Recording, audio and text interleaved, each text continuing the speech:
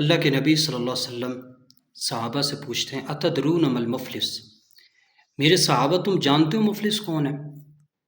صحابہ کہنے لگے اللہ کے نبی صلی اللہ علیہ وسلم لا درہم ولا دینار، جس کے پاس درم و دینار نہیں، جس کے پاس دنیا کی مال و دولت نہیں، وہ مفلس ہے۔ اللہ کے نبی صلی اللہ علیہ وسلم نے فرمایا کہ میرے صحابہ مفلس وہ نہیں ہے، مفلس وہ ہے قیامت والا دن ہوگا، بڑی بڑی نمازیں لے کے آئے گا، بڑے بڑے روزے، بڑے بڑے صدقہ خیرات لے کے آئے گا، بڑی بڑی نیکیاں لے کے آئے گا۔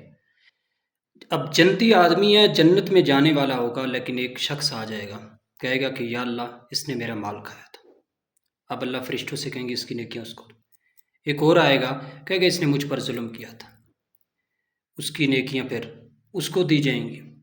ایک اور آئے گا، وہ کہے گا اس نے مجھے گالی دی تھی۔ اب آنے والے آتے جائیں گے اور اس کی نیکیاں لیتے جائیں گے، اس کی نیکیاں ختم ہو جائیں گی، پھر اللہ فرشتوں سے کہیں گے اس کو جہنم میں پھینک دو۔ کس وجہ سے؟ کہ لوگوں پر اس نے ظلم کیا تھا، لوگوں پر زیادتی کی تھی، ناانصافی کی تھی۔ دو چیزیں، ایک ہے حقوق اللہ اور ایک ہے حقوق العباد۔ پہلے نمبر پر جو حقوق اللہ ہے، اللہ کا حق ہے، اللہ تعالیٰ کی عبادت جو ہے، یہ اللہ تعالیٰ اگر انسان میں کوئی کمی کوتاہی بھی ہو تو اللہ تعالیٰ معاف کر دے گا، لیکن حقوق العباد جو ہے جب تک بندے معاف نہیں کریں گے اس وقت تک اللہ معاف نہیں کرے گا۔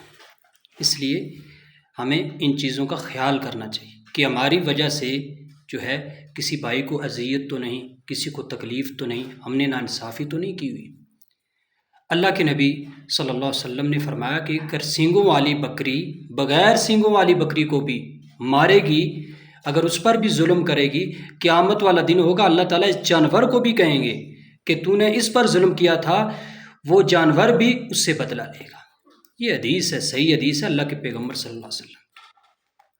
تو اللہ کے نبی صلی اللہ علیہ وسلم کی زندگی ہم پڑھتے ہیں کہ اللہ کے نبی صلی اللہ علیہ وسلم کتنے رحیم تھے۔ ہمیں رحم دل ہونا چاہیے، ہمارے اندر خیر خواہی کا یہ پہلو ہونا چاہیے کہ جس کی وجہ سے لوگوں کو فائدہ ہو، جس کی وجہ سے معاشرے کو فائدہ ہو۔ اللہ کے نبی صلی اللہ علیہ وسلم نے فرمایا کہ میں جنت میں گیا، میں نے ایک شخص کو دیکھا، وہ خوشی خوشی چل رہا تھا، تو میں نے جبریل سے پوچھا من ھذا الرجل، جبریل یہ آدمی اور جنت میں کیسے آ گیا؟ اس نے کون سی ایسی نیکی کی کہ یہ جنت میں آ گیا؟ تو جبریل نے کہا اللہ کے نبی صلی اللہ علیہ وسلم یہ وہ شخص ہے کہ اس نے راستے میں کانٹے دار درخت دیکھا، لوگوں کو اذیت ہوتی تھی، لوگوں کا چلنا مشکل تھا، اس نے لوگوں کے لیے آسانی پیدا کی، اللہ کو یہ عمل اتنا پسند آیا، اللہ نے چلتے چلتے جنت میں لا کھڑا کر دیا۔